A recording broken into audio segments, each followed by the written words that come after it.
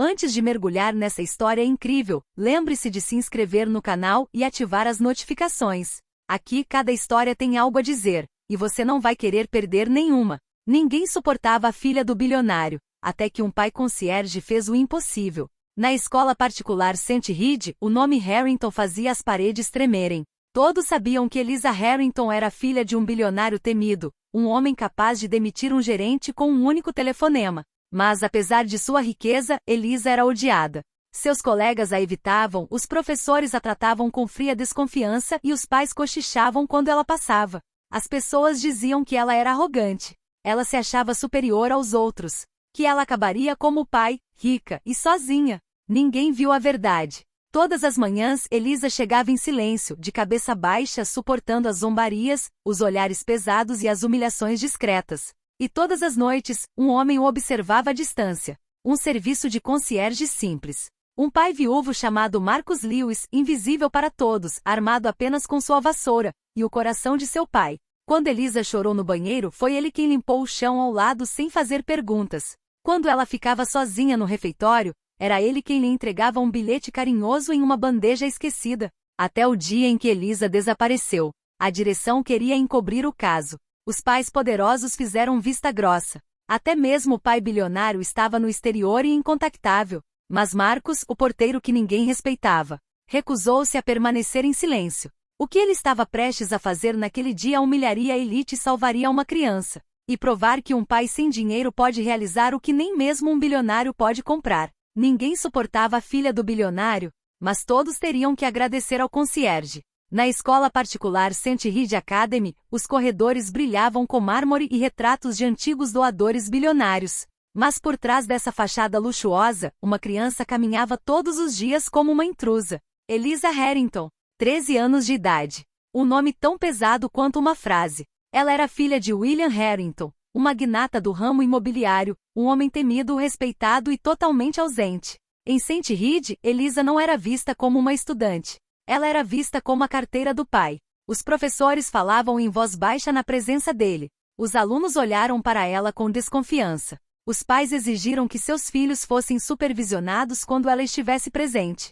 Ela acha que pode se safar de tudo porque o pai dela é bilionário. Eles cochicharam. Mas ninguém percebeu que todas as manhãs Eliza chegava sozinha, sem motorista, sem guarda-costas. Seu uniforme estava impecável, sim, mas seus olhos estavam sem vida. No refeitório, ela sempre se sentava na ponta da mesa. As conversas cessaram quando ela chegou. Então eles recomeçariam, de forma mais cruel e desproporcional.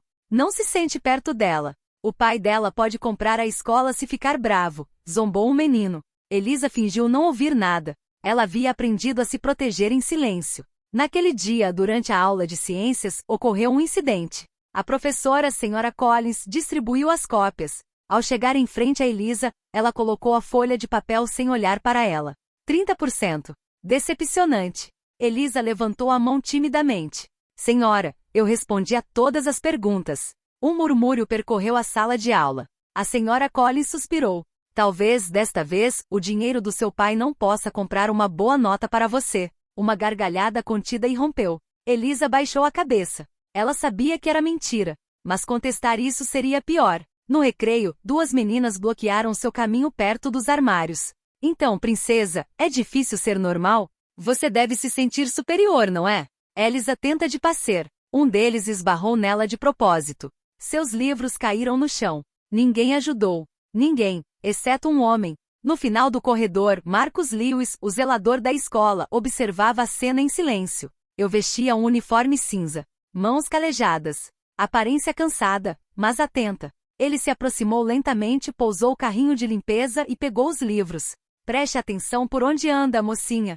Ele disse calmamente aos alunos. Eles reviraram os olhos e foram embora. Marcus entregou os livros a Eliza. Você está bem? Ela assentiu com a cabeça sem dizer nada. Seus olhos brilhavam, mas ela se recusava a chorar na frente dele. Marcus sorriu gentilmente. Sabe, às vezes as pessoas julgam aquilo que não entendem. Eliza mal murmurou. Eles me odeiam sem me conhecer. Essas palavras atingiram Marcus como um soco, porque ele os conhecia muito bem. Enquanto a observava se afastar, ele sentiu uma estranha certeza. Essa criança carregava um peso excessivo para sua idade. E sem ainda saberem, seus destinos acabavam de se cruzar. Nos dias que se seguiram, Elisa sentiu que algo havia mudado. Não para melhor. Na St. Reed Academy, os boatos se espalham mais rápido que a verdade.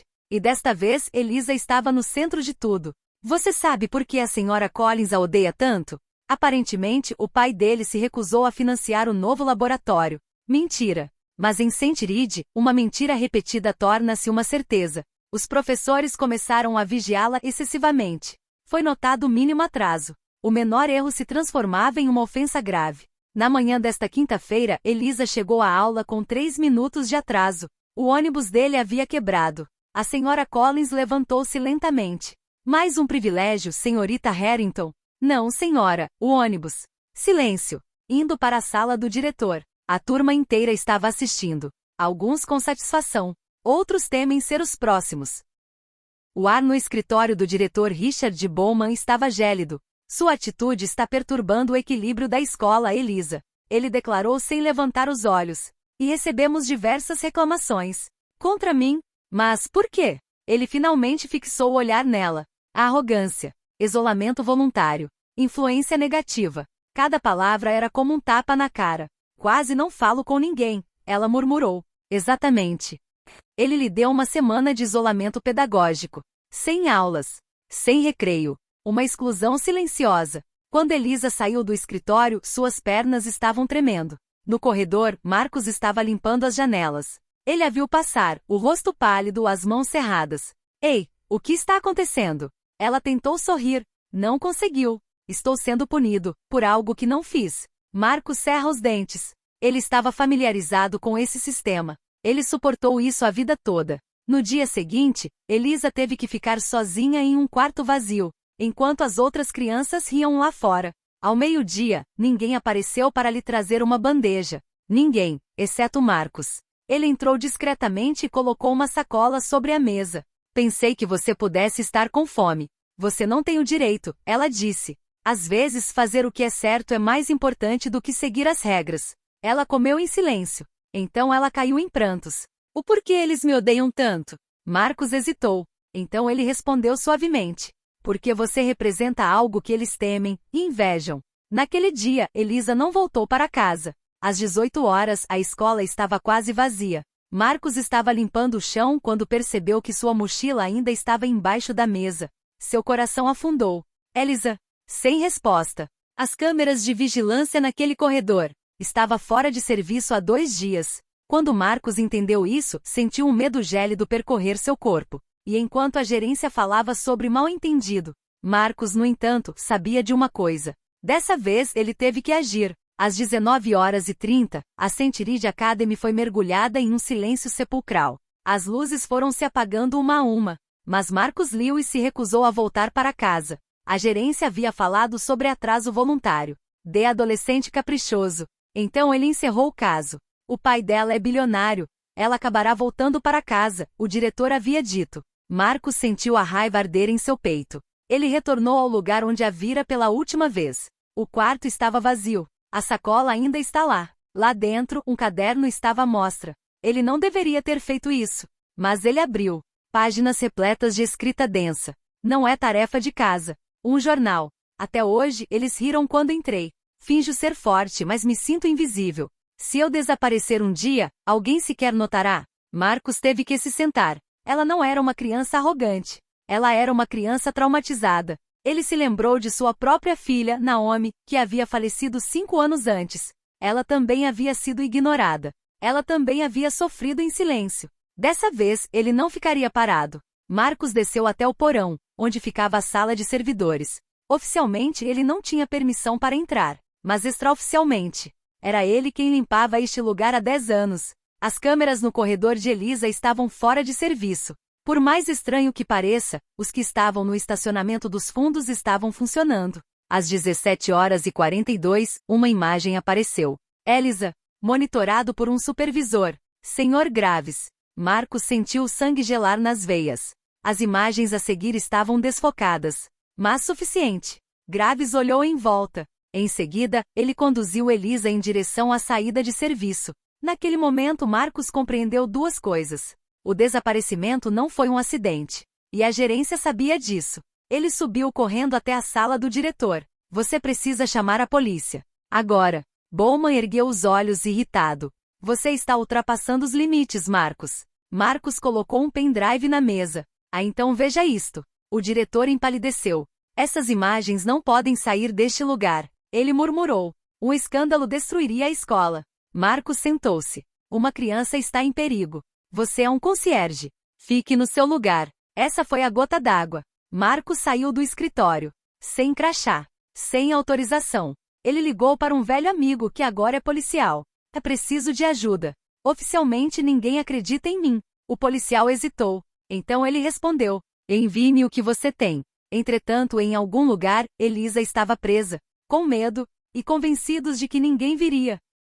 Mas ela estava enganada. Porque um homem invisível havia decidido tornar-se impossível de ignorar. Às 2h17 da manhã, luzes azuis intermitentes romperam o silêncio ao redor da St. Reed Academy. A polícia estava lá. Não foi por causa de uma ligação da gerência. Mas por causa de um porteiro, eles queriam silêncio. Marcus Lewis estava esperando do lado de fora da escola, de pé, ereto apesar do cansaço. Quando o policial Daniel Brooks saiu do carro, seu olhar não deixou margem para dúvidas. Você fez a coisa certa ao me ligar. As imagens de vigilância falavam por si mesmas. O supervisor Graves estava localizado em um antigo prédio de manutenção, a 3 quilômetros da escola. A porta foi arrombada. Lá dentro, Elisa estava encolhida, aterrorizada, mas viva. Ao ver Marcus, ela sussurrou. Eu sabia que você viria. Ele se ajoelhou com a voz embargada. Enquanto eu respirar, ninguém te abandonará. Graves foi preso no local. Mas a história não terminou aí.